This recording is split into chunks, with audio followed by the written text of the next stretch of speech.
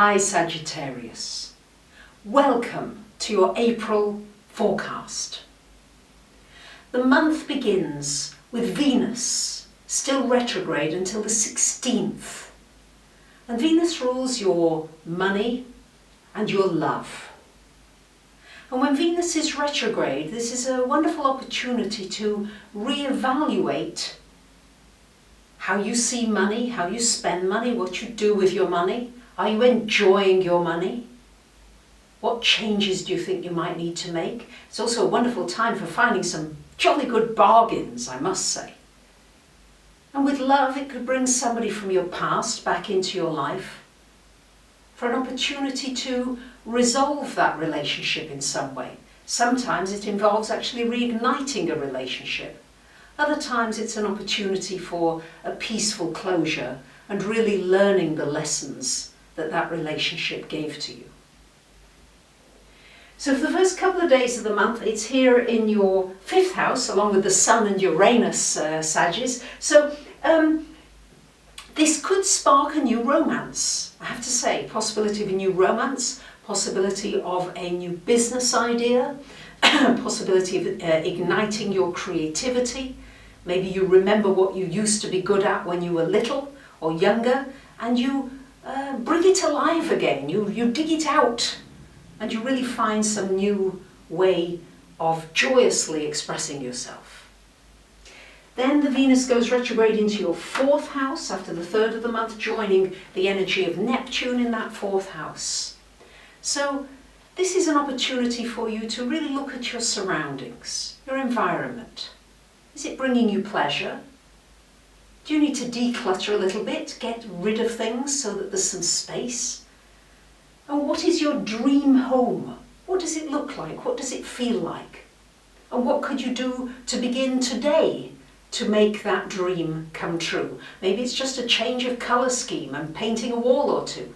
Be amazed what a bit of paint can do to really freshen up your environment. And as if Venus retrograde wasn't enough, I have to tell you that Mercury goes retrograde on the 10th of the month until the 4th of May. And this Mercury retrograde for you in the 6th house and retrograding back into the 5th. So Mercury retrograde, the usual things apply, especially that are happening in your 6th house. If you must sign an important contract or do some important negotiations, make sure you keep good records and really check it over very carefully. It's a very good time for reflecting on your physical health, your physical well-being. Maybe there's something you need to learn with respect to nutrition, with respect to exercise and keeping your body fit that would really benefit you. And that would be a very useful thing to learn during Mercury retrograde.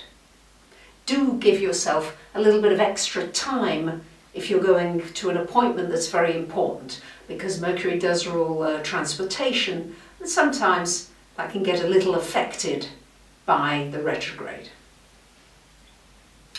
And on the 11th of the month, we've got a full moon happening right up here in your 11th house, joining the energy of Jupiter.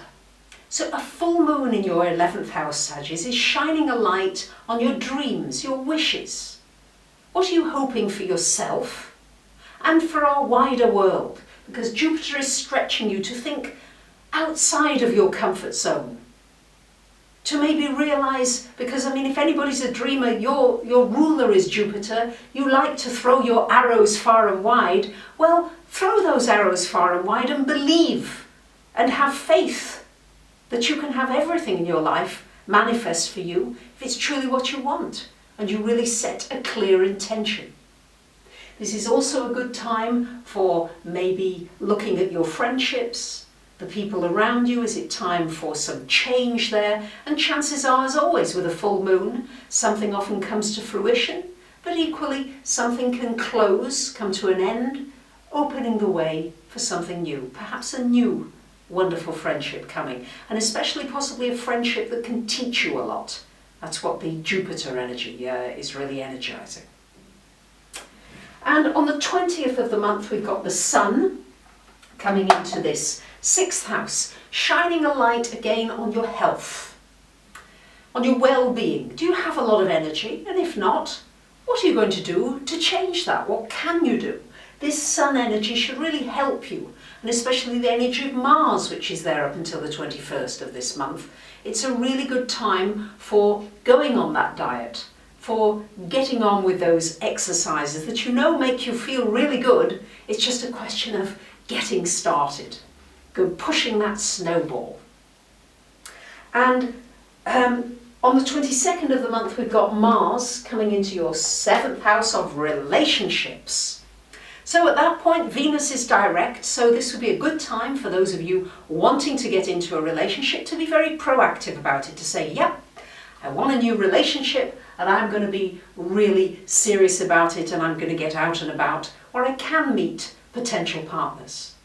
It's also a good time for putting energy into existing partnerships, for really saying, okay, what can I do now to make some changes in order to put this relationship onto a better, perhaps more balanced footing. And finally, on the 26th of the month, we've got a lovely new moon happening here again in this 6th house, lovely Sagittarius. So this is new beginnings. It's an opportunity to rejuvenate yourself. It's an opportunity to look at maybe some new, different exercise program that you've not tried before. There's all kinds of new modalities coming out at the moment.